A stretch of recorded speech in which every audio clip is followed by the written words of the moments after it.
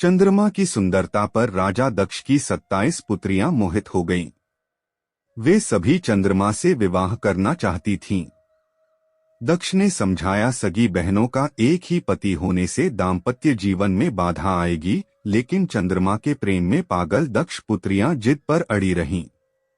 अश्विनी सबसे बड़ी थी। उसने पिताजी, कहा, हम आपस में मेलजोल से मित्रवत रहेंगे। आपको शिकायत नहीं मिलेगी। दक्ष ने 27 कन्याओं का विवाह चंद्रमा से कर दिया। विवाह से चंद्रमा और उनकी पत्नियां दोनों बहुत प्रसन्न थे, लेकिन ये खुशी ज्यादा दिनों तक नहीं रही। जल्द ही चंद्रमा 27 बहनों में से एक रोहिणी पर ज्यादा मोहित हो गए और अन्य पत्नियों की उपेक्षा करने लगे।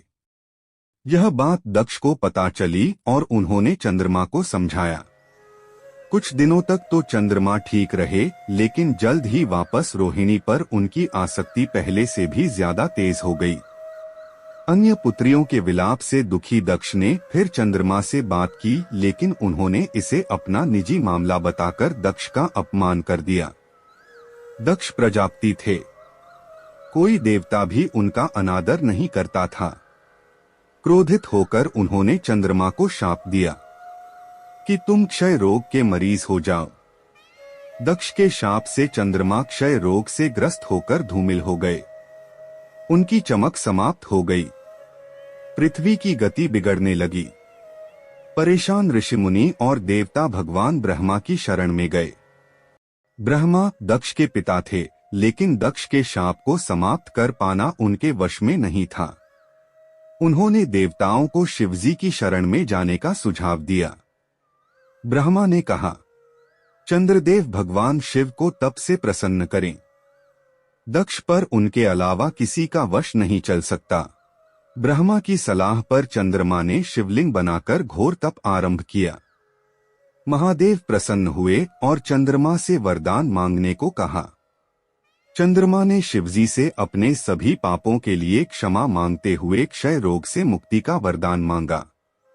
भगवान शिव ने कहा कि तुम्हें जिसने शाप दिया है वह कोई साधारण व्यक्ति नहीं है।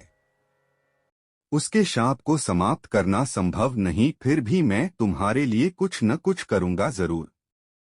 शिवजी बोले, एक माह में जो 2 पक्ष होते हैं, उसमें से एक पक्ष में तुम मेरे वरदान से निखरते जाओगे, लेकिन दक्ष के शाप के प्रभाव से दूसरे पक्ष में क्षीण होते जाओगे।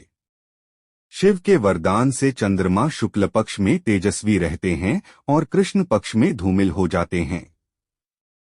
चंद्रमा की स्तुति से महादेव जिस स्थान पर निराकार से साकार हो गए थे, उस स्थान की देवों ने पूजा की और वह स्थान सोमनाथ के नाम से विख्यात हुआ। चंद्रमा की वे 27 पत्नियां ही 27 विभिन्न नक्षत्र है।